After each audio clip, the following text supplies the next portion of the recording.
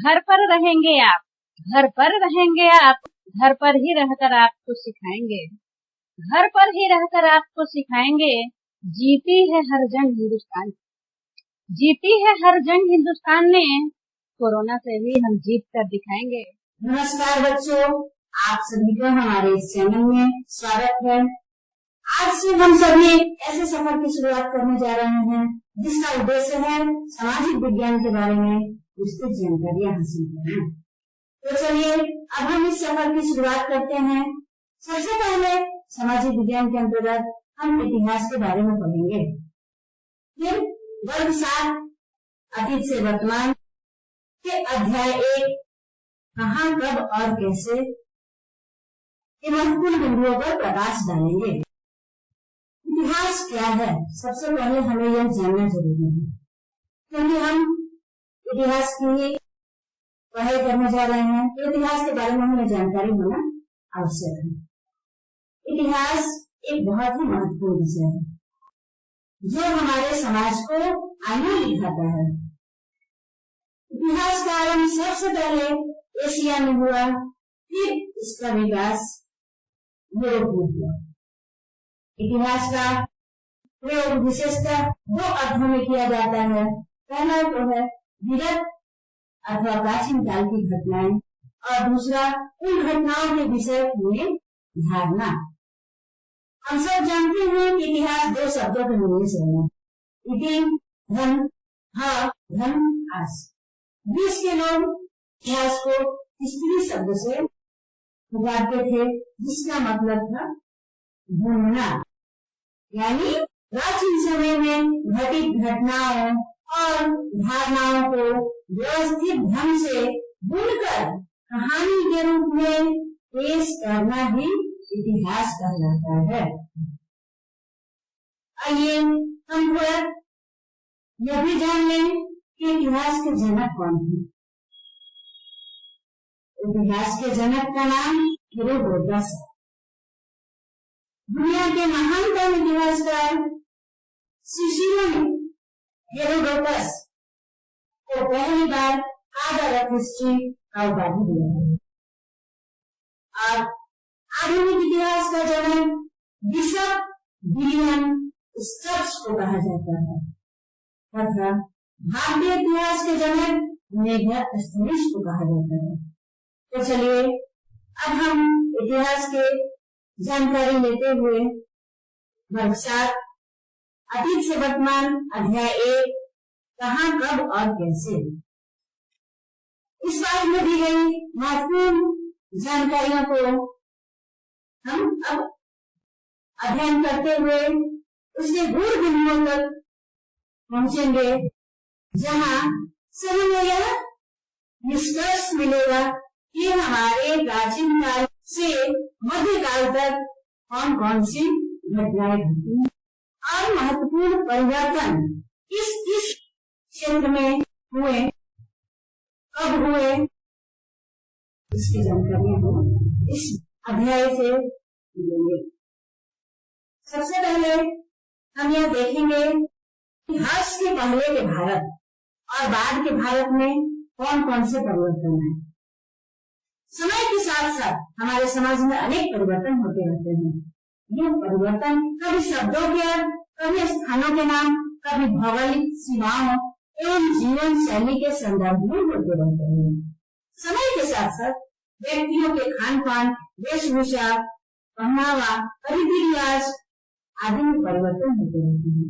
आप अपने ही अगर देश के किसी दूसरे राज्य में जाएंगे तो वहाँ के खान पान, पहनावा आदि में अंतर देखने को मिलेगा। और जब आपको भी उनके साथ कुछ दिनों तक रहने का मौका मिला तो संभव है कि आपकी जीवन शैली में भी कुछ न कुछ परिवर्तन अवश्य ही देखने को मिलेगा।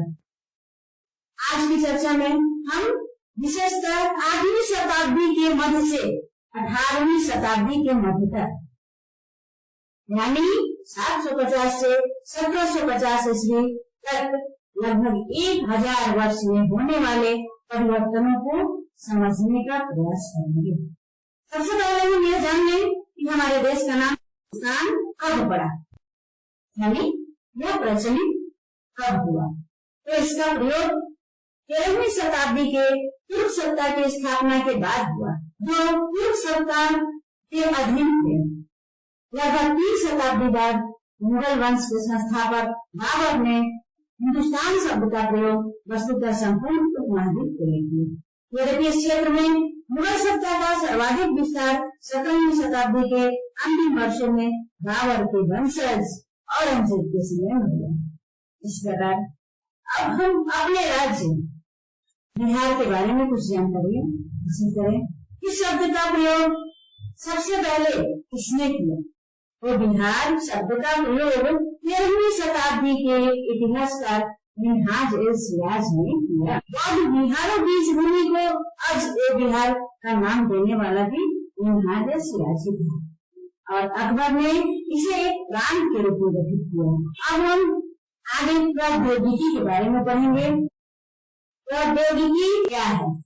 तो मानव जीवन को बेहतर और उन्नत बनाने के लिए विज्ञान के सिद्धांत पर आविष्कृत विभिन्न कल पुर्जों और मशीनों का व्यवहारिक प्रयोग, जैसे खेती, कल कारखाने आदि की प्रौद्योगिकी कहलाते हैं। मध्ययुगीन भारत का आर्थिक जीवन कृषि पर आधारित है। कृषि के साथ साथ छोटे स्तर पर भी अन्य आर्थिक गतिविधियों के संकेत मिलते हैं। प्रौद्योगिकी में हुए परिवर्तनों का एक उदाहरण है। जैसा कि आप जानते हैं कि विभिन्न क्षेत्रों में काफी परिवर्तन देखने को मिले, जैसे कि कृषि के क्षेत्र में, वस्त्र उद्योग के क्षेत्र में, लेखन के क्षेत्र में, विज्ञान के क्षेत्र में और युद्ध के क्षेत्र में। तो सबसे पहले हम कृषि के क्षेत्र में कौन कौन से परिवर्तन हुए इसके बारे में जानते हैं। प्राचीन समय से ही खेती लोगों के आय का प्रमुख साधन रहा। पहले खेतों के कोड़ाई के लिए कुदाल या फावड़ा का इस्तेमाल होता था। बाद में हल इस्तेमाल किया जाने लगा। खेतों की सिंचाई हेतु जल प्राप्त करने के कई साधन थे। वर्षा के जल को भी तालाबों और कुंडों में इकट्ठा कर सिंचाई की जाती थी। साथ ही कुआं से भी सिंचाई होती थी। आज भी हमें कई गांवों में यह देखने को मिलता है कि कुओं से ही सिंचाई की जाती है। इसके अलावा कुछ परिवर्तन हुए हैं, जैसे कि नलकूप के माध्यम से, नहर के माध्यम से, रेन वाटर हार्वेस्टिंग के माध्यम से ड्रिप सिंचाई इत्यादि प्रचलित हुए हैं। इसके बाद हम देखते हैं कि वस्त्र उद्योग के क्षेत्र में कौन कौन से परिवर्तन है। वस्त्र उद्योग में पहले धागों की कटाई के लिए केवल हाथ से चलने वाले पहिए और पहली का उपयोग होता था। बाद में 13वीं शताब्दी के आसपास इस क्षेत्र में चरखे का प्रयोग होने लगा। दुनिया की कमान यानी धुनकी भी संभवतः 13वीं शताब्दी में ही भारत में आई। जहाँ तकली से सूत काटने में काफी समय लगता था, वहीं चरखे से सूत काटने की गति काफी बढ़ गई। जैसे जैसे चरखे और धुनकी का प्रयोग होता गया, सूती कपड़े की गुणवत्ता और उत्पादन में वृद्धि हुई। इसके बाद तीसरा है लेखन के क्षेत्र। लेखन के क्षेत्र में हमारे देश के लोग ताड़ के पत्तों का अधिकतर प्रयोग करते थे, परंतु मध्य युग में तुर्कों के आगमन के साथ साथ लेखन में कागज का भी उपयोग होने लगा। सबसे पहले कागज 100 ईस्वी के आसपास चीन में बनाया गया था। अपने देश में यानी भारत में कागज का प्रयोग कब हुआ? तो 13वीं शताब्दी के आसपास। इससे ज्ञान और विज्ञान के क्षेत्र में काफी वृद्धि हुई। व्यापारिक लेनदेन में भी काफी सुविधा हुई। पुस्तक की रचनाएं आज भी पांडुलिपियों के रूप में सुरक्षित है। चौथा पॉइंट हमारा है विज्ञान के क्षेत्र में। विज्ञान के क्षेत्र में भी 13वीं शताब्दी के आसपास काफी परिवर्तन हुआ। समुद्री जहाजों पर चुंबकीय कुतुबनुमा दिशा सूचक यंत्र का प्रयोग हुआ। इस नवीन आविष्कार का समुद्री व्यापार पर काफी अच्छा प्रभाव पड़ा और समुद्र में यात्रा करने में भी सुविधा हुई। दूसरा प्रमुख आविष्कार था समय सूचक उपकरणों का प्रयोग। 14वीं शताब्दी में सुल्तान फिरोज शाह ने दिल्ली में फिरोजाबाद में मीनार पर अनेक नक्षत्र घड़ी, एक जल घड़ी और एक धूप घड़ी भी लगवाई, जिससे समय की सही सूचना दी गई थी। इस प्रकार हम देखते हैं कि विज्ञान के क्षेत्र में भी मध्यकाल में काफी परिवर्तन हुए। पांचवा और अंतिम पॉइंट हमारा है युद्ध के क्षेत्र में।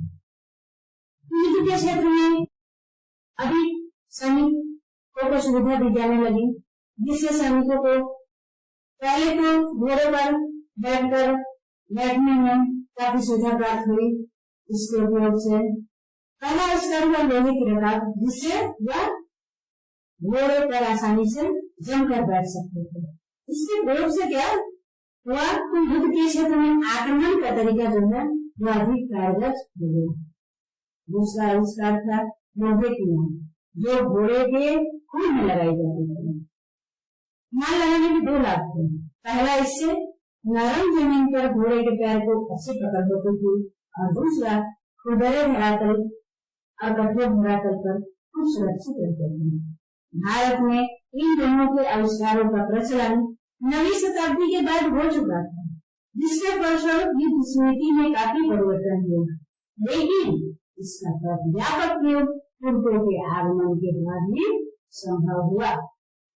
नई प्रौद्योगिकी एवं विचारधारा लाने में भारत के बाहर से आए लोगों का भी बहुत बड़ा योगदान है। जैसा कि आप जानते हैं, प्राचीन समय से ही इस उप महाद्वीपीय के लोग व्यापार करने दूसरे देशों में जाते थे। ठीक इसी प्रकार इन देशों के लोग भी व्यापार करने भारत आए। ऐसे ही एक व्यापारियों का समूह अरब प्रायद्वीप से भारत के पश्चिमी तट से होकर भारत आया। धीरे धीरे इनमें से कुछ व्यापारियों ने यहाँ रहना भी प्रारंभ कर दिया। अरब लोगों ने 8वीं शताब्दी में सिंध पर अपना शासन भी स्थापित कर लिया। इन्हीं अरबों के साथ भारत में एक नए धर्म, जैसा कि हम जानते हैं, इस्लाम धर्म का नाम। इस्लाम धर्म का आगमन इन्हीं अरबों के साथ ही भारत में हुआ था। इस्लाम धर्म के लोग यह मानते हैं कि एक ही ईश्वर है, अल्लाह। हजरत मोहम्मद अल्लाह का नाम आपने सुना होगा। यह हजरत मोहम्मद जो है वह पैगाम यानी संदेश लाने वाले अल्लाह का एकमात्र पैगंबर है। इस्लाम धर्म के अनुयायी मुसलमान कहलाते हैं। मुसलमान कुरान शरीफ को अपना धर्म ग्रंथ और पथ प्रदर्शक मानते हैं। अरब लोग अपने साथ यहाँ की रीति रिवाज, पहनावा और पकवान लेकर भी आए। इनके प्रमुख पकवान पुलाव, बिरयानी इत्यादि प्रमुख हैं। कालांतर में ऐसे ही नए प्रभाव तुर्क, अफगान और मुगल भारत में लेकर आए। अरबों का प्रभाव भारत के सीमावर्ती एवं तटीय क्षेत्रों तक सीमित रहा। इस संदर्भ से ज्ञान विज्ञान और वैचारिक स्तर पर सीमित आदान प्रदान हुआ।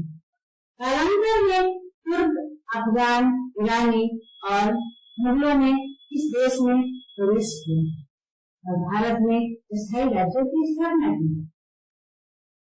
इनके आने से सामाजिक, सांस्कृतिक और बौद्धिक जीवन में ज्यादा व्यापक और दुर्गम प्रभाव पड़ा।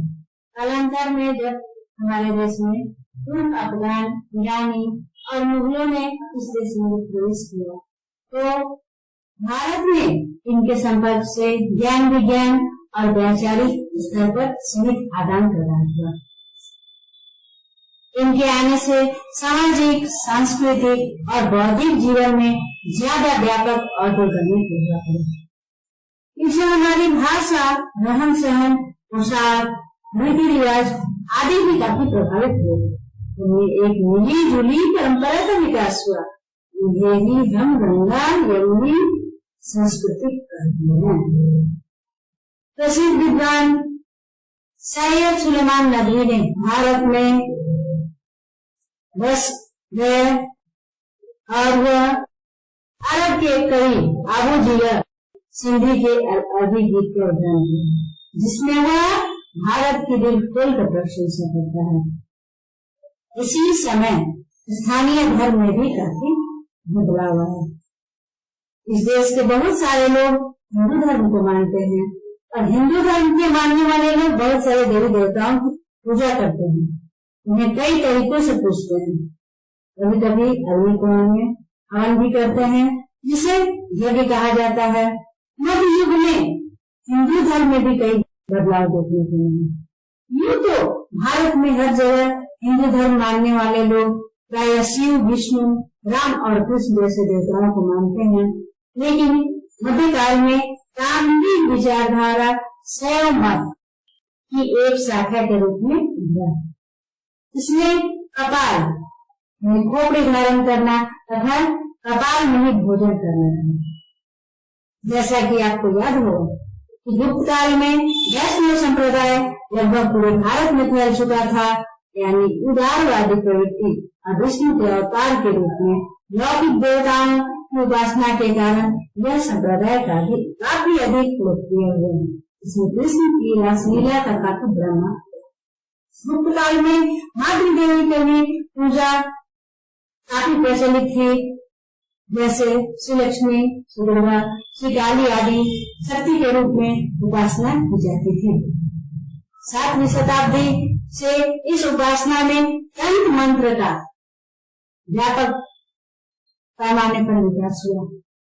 तांत्रिक मंत्र के अंतर्गत ध्यान, योग, पूजा की भी व्यवस्था है। इसके अतिरिक्त इस काल में समाज में ब्राह्मणों की बुद्धि प्रतिष्ठा में वृद्धि हुई। राजाओं द्वारा बड़े बड़े मंदिरों के निर्माण में रुचि बढ़ने लगी। दक्षिण भारत के चोल शासक अपने भव्य मंदिरों के निर्माण के लिए जाने जाते हैं। इस युग में महत्वपूर्ण परिवर्तन भक्ति की अवधारणा के रूप में। भारत में इस विचारधारा के कई संत हुए, जिनका नाम आज हम लोग जानते हैं। कबीर, रविदास, नानक, रामानंद आदि प्रसिद्ध संत कवि थे। इनके दोहे आज भी आम आदमी द्वारा सुने जाते हैं।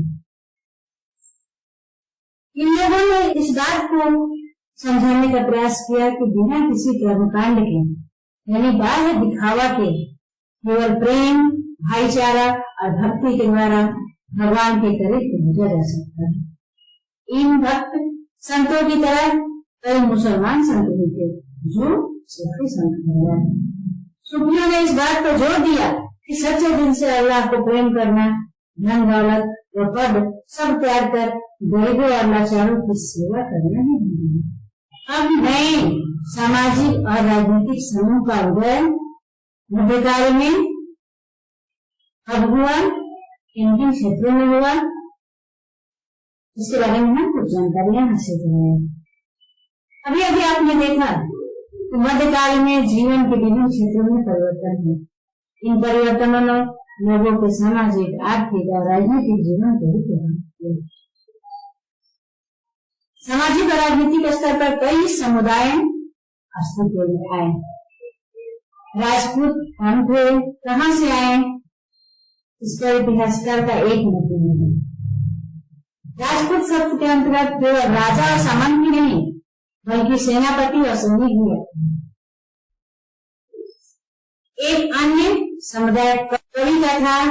इस काल में जन्म लेने वाली अनेक जातियां सामाजिक क्षेत्र में अब भी सक्रिय हुई। राजाओं के दरबार में मुख्यतः पढ़ने लिखने वाले कार्य कायस्थ जाति द्वारा किया जाता था।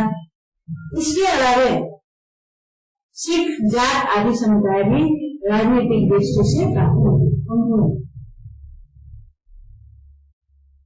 दूसरा है आर्थिक और सामाजिक परिवर्तन। प्रौद्योगिकी में परिवर्तन के फलस्वरूप खेती योग्य भूमि की तलाश हो रही थी। जंगल काटे जा रहे थे, जंगल में रहने वाले लोग पलायन कर रहे थे, लेकिन कुछ जंगली लोग जंगल को खेती योग्य भूमि बनाने के लिए जुट गए और वे किसान बने। किसानों के जीवन में भी धीरे धीरे काफी जटिलताएं आने लगी। किसानों का ये न्याय समय क्षेत्रीय बाजार मुखियाओं, पुजारियों, मठों और मंदिरों से प्रभावित हुए हैं। किसानों के बीच भी सामाजिक और आर्थिक अंतर दिखाई पड़ने लगा। उनके बीच भी ऊंच नीच की भावना रखने लगी। वे जातियां और उपजातियों में विभाजित होने लगी। ये जातियां कुछ नियम अपने स्वयं बनाते थे और उन नियमों का पालन बड़े बुजुर्गों की एक सभा द्वारा करवाया जाता था।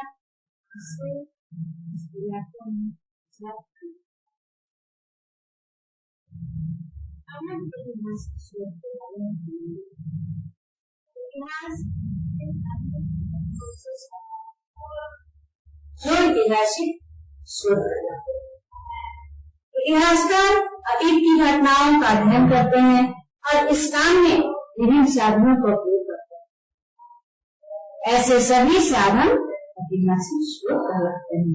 पिछली कक्षा में भी आपने ऐतिहासिक शोध के बारे में एक समझ विकसित की। प्राचीन काल की तुलना में मध्यकाल में इन स्रोतों की संख्या में काफी वृद्धि हुई और विविधता भी आई। इनकी प्रधानता किसकी थी? लिखित सामग्री की।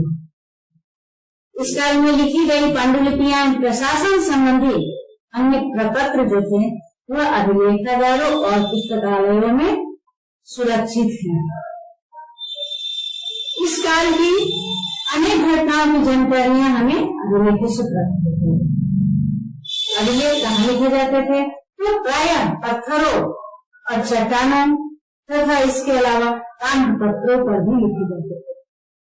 हमारे बहुत सारी मंदिर, मस्जिद और गांव में अभिलेख आज भी है। इस काल के स्रोतों में पांडुलिपियों का सर्वाधिक महत्वपूर्ण स्थान है, जिससे तत्कालिक इतिहास को जानने में मदद मिलती है। पांडुलिपियां हस्तलिखित सामग्री है। जैसा कि आप जानते हैं कि प्रारंभ में कागज नहीं था, जब कागज का आविष्कार नहीं हुआ था तो यह ताम्र पत्रों पर और भोजपत्रों पर लिखी जाती थी।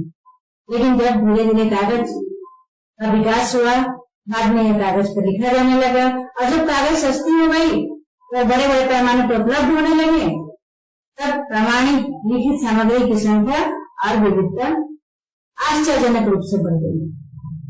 ये पांडुलिपियां अनेक भाषाओं में है, जिसका आज भी हम प्रयोग करते हैं।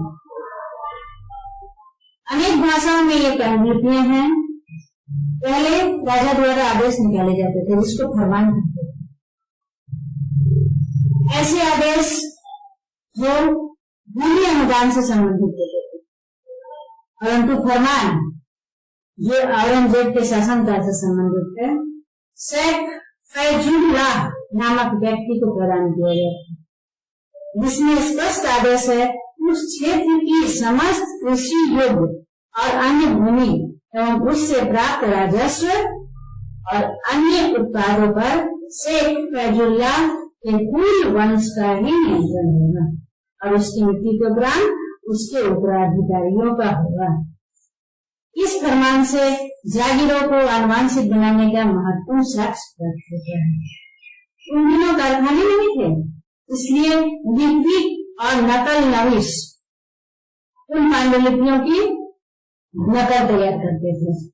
कालांतर में प्रतिलिपियों की भी प्रतिलिपियां बनती रही और तुलनात्मक रूप से एक दूसरे से काफी भिन्न होने लगी। आज के समय में आप लोग पटना में स्थित जो खुराबक्स ओरिएंटल लाइब्रेरी, वहां आप जाकर देखेंगे तो वहां मध्यकालीन भारतीय इतिहास को जानने और समझने के प्रमुख स्रोतों का केंद्र है। इसमें अरबी और फारसी में लिखी ज्ञान विज्ञान संबंधी ऐसी पुस्तकें हैं जिनसे मध्ययुगीन इतिहास और संस्कृति के बारे में मौलिक जानकारी प्राप्त होती है। उस समय कई पुस्तकें सचित्र होती थी।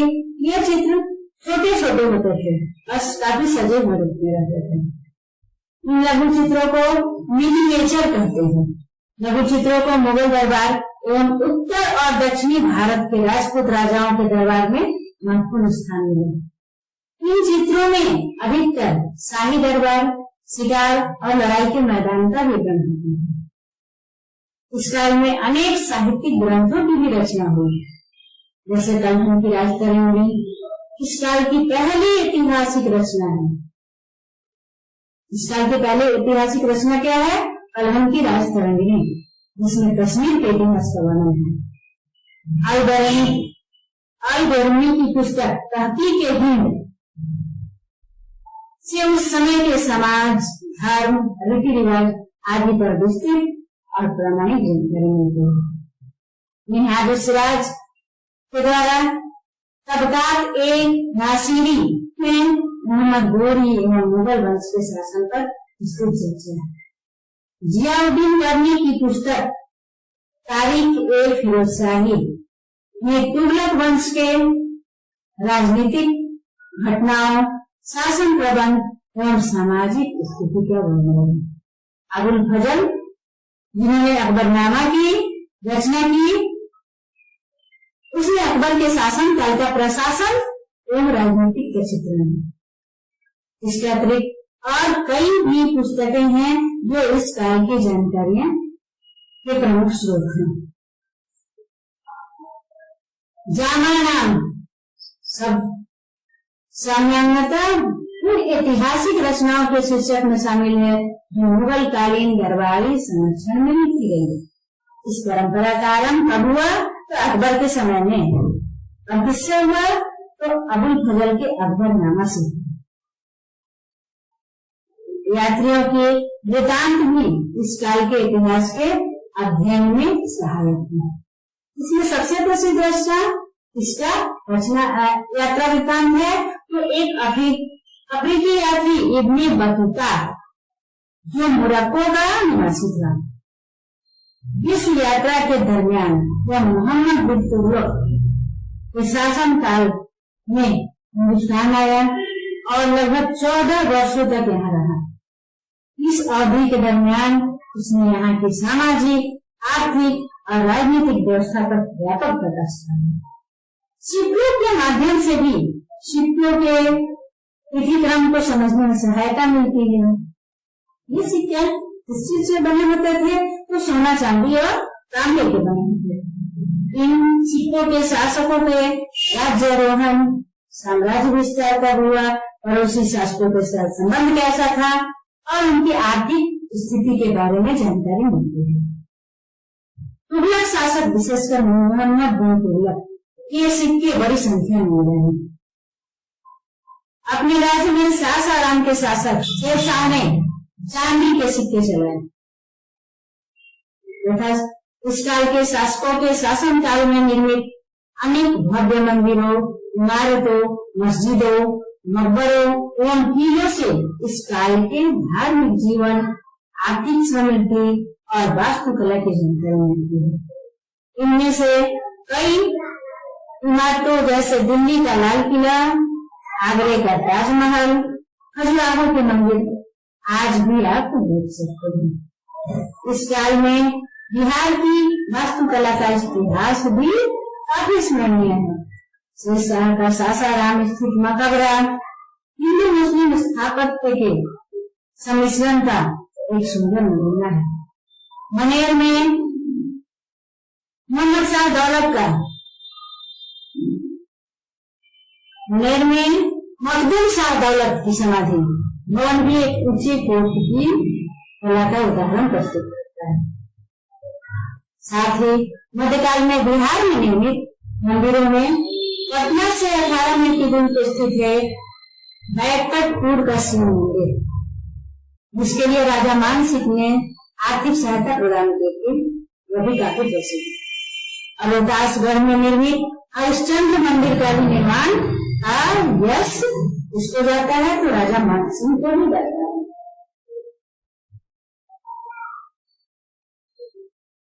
अब जियाउद्दीन बर्नी के बारे में हम पढ़ेंगे।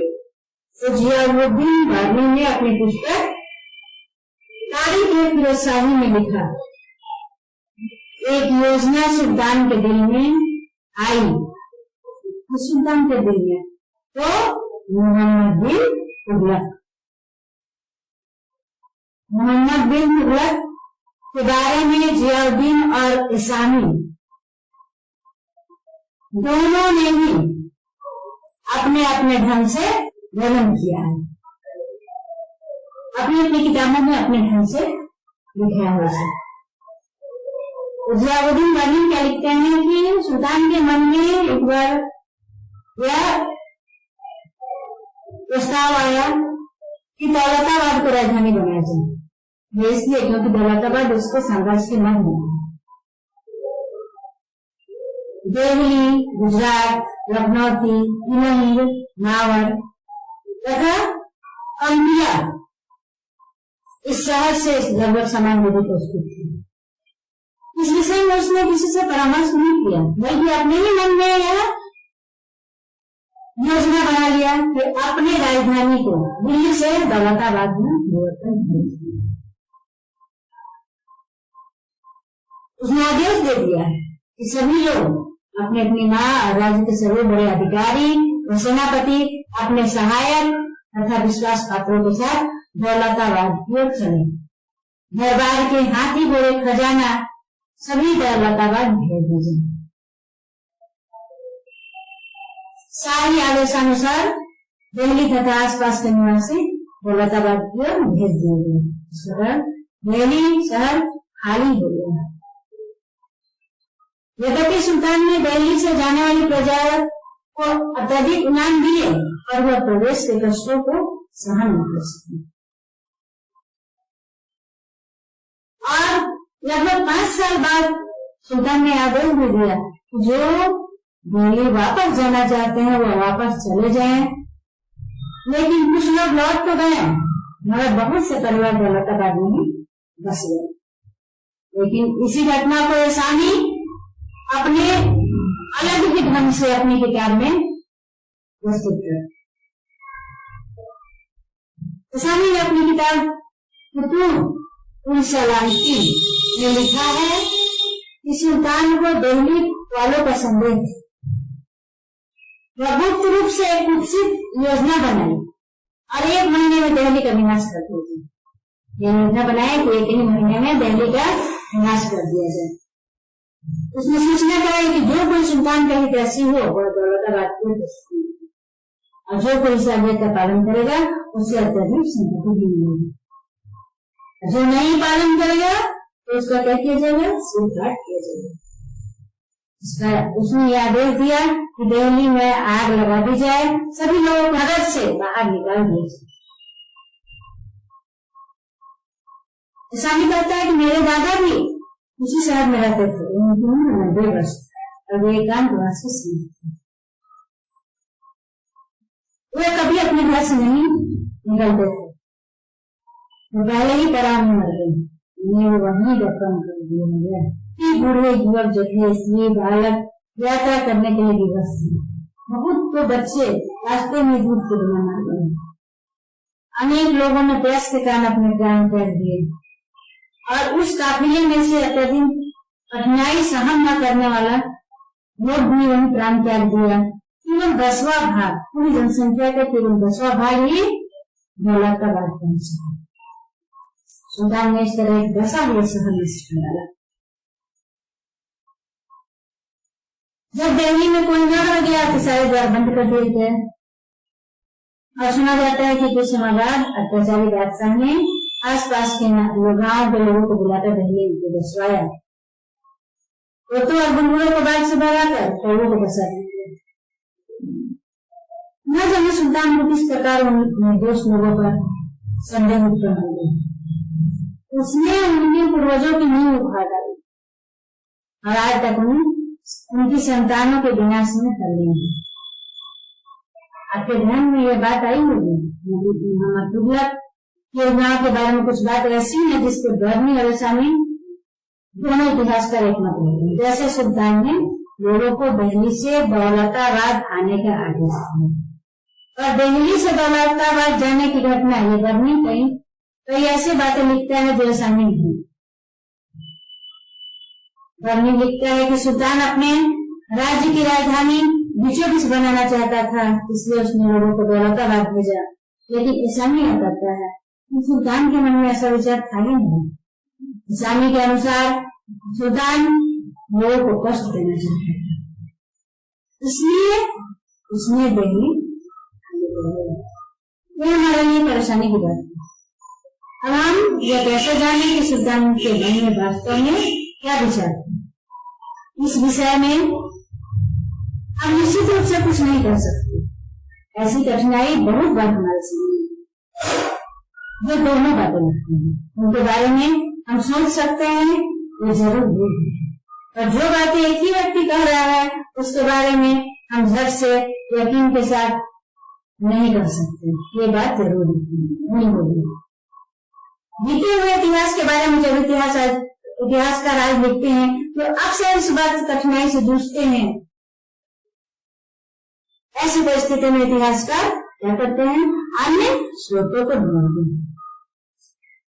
अब समय के साथ इतिहास को समझना, तो समय के साथ इतिहास को समझने के लिए इसे समान विशेषता रखने वाले कुछ बड़े बड़े हिस्से युगों व काल खंडों में बांट दिए जाते हैं। पिछली कक्षा में यानी वर्ग 6 में जो आपने इतिहास पढ़ा था उसमें प्राचीन समाज के कई प्रकारों का समावेश था। इस कक्षा में जो इतिहास आप पढ़ेंगे उसे प्रायः मध्यकालीन इतिहास ही कहा जाता है।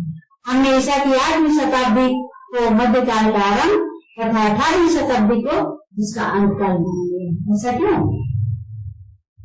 जब आप ये पढ़ेंगे तो देखेंगे कि 8वीं शताब्दी के पास भारत के सामाजिक, राजनीतिक, आर्थिक जीवन में काफी परिवर्तन हो रहे थे। सामाजिक नियम, धर्म, भाषा, कला इत्यादि जीवन के सभी क्षेत्रों को में इस परिवर्तन को प्रभावित किया। इस प्रकार हम देखते हैं कि 8वीं शताब्दी के आसपास भारत के इतिहास में एक नया युग आरंभ हुआ।